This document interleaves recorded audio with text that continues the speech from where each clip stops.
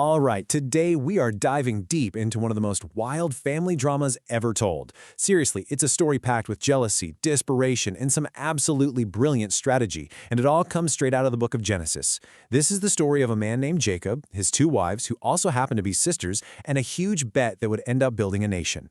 The story just explodes right out of the gate with this incredibly raw, desperate plea from Jacob's wife, Rachel.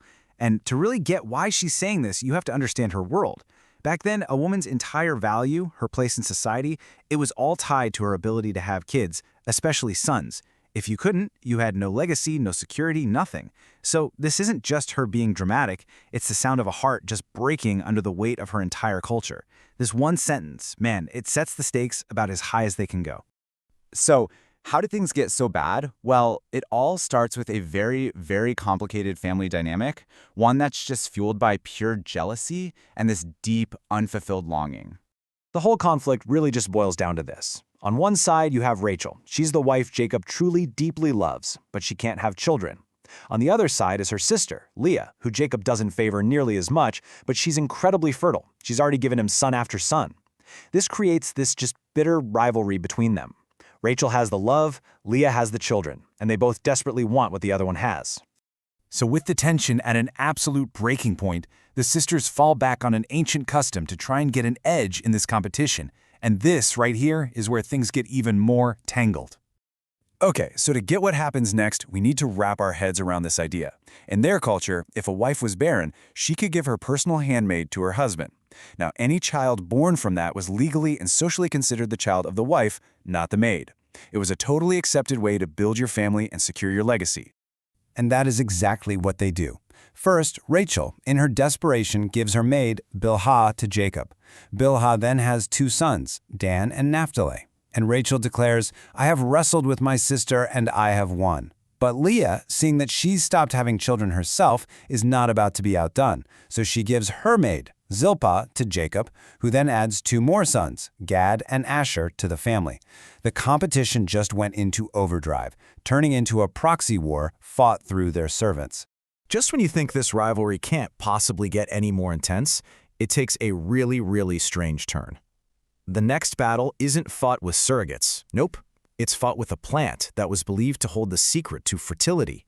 Let's break down this bizarre deal. So Leah's son finds these things called mandrakes. Now, back then, there was this widespread folk belief, a superstition really, that these plants could help a woman conceive.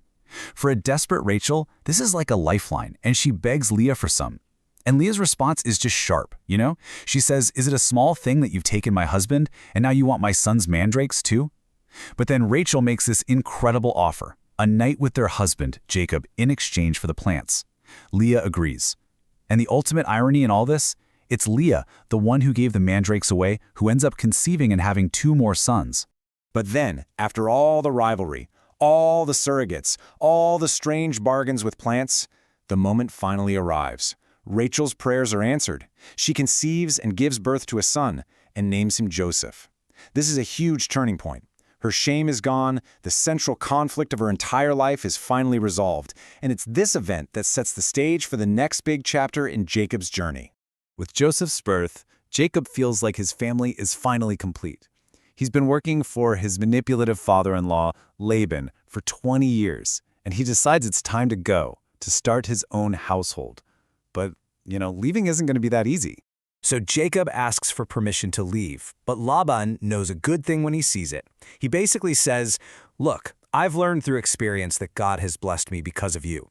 Laban knows Jacob is the reason he's become so prosperous, and he does not want to lose him.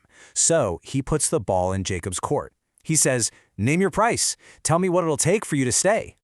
Jacob's proposal sounds like a terrible deal for himself.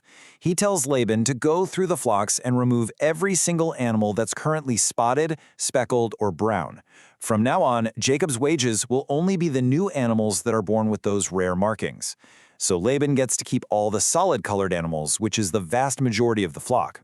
Laban, thinking he's just been offered the deal of a lifetime, agrees on the spot. But here's the thing. Jacob is no fool. He is a brilliant strategist. And now we get to see how he turns what looks like a lopsided, terrible deal into a massive fortune, using a pretty unconventional technique. And that's the big question. isn't it? I mean, on the surface, it looks like he's just left his entire future up to random chance, betting everything on a genetic long shot. So how on earth does he plan to influence the outcome? And here's where his wild plan comes into play. It might seem strange to us now, but Jacob was using an ancient belief called maternal impression, the idea that whatever a mother sees when she conceives will influence what her baby looks like. So Jacob cuts these branches and peels them to create a striped and spotted pattern, and he puts them in the water troughs. But here is the absolute masterstroke. He only does this when the strongest animals from Laban's flock come to mate. The weaker animals, they mate without the rods. It's this clever combination of folk belief and really targeted selective breeding. And the results? They were staggering. The strong animals that mated by the rods gave birth to speckled and spotted offspring, which all belonged to Jacob. The weaker animals that mated without the rods, well, they just produced more weak, solid-colored animals, which all belonged to Laban. As you can see, Jacob's flock grew strong and huge, while Laban was left with all the feeble ones. In the end, Jacob's strategy worked perfectly. He completely outmaneuvered his father-in-law. The guy who showed up with nothing but a staff in his hand had become exceedingly rich, the owner of huge flocks, servants, camels, the whole shebang. He wagered everything on his own ingenuity, and he won big time. And all of that leaves us with one final thought. The story paints Jacob as both a really cunning strategist and as someone who was favored by God. So what was the secret to his success? Was it his clever plan with the branches, a divine blessing that just tipped the odds in his favor, or was it a perfect combination of the two? That's something to think about.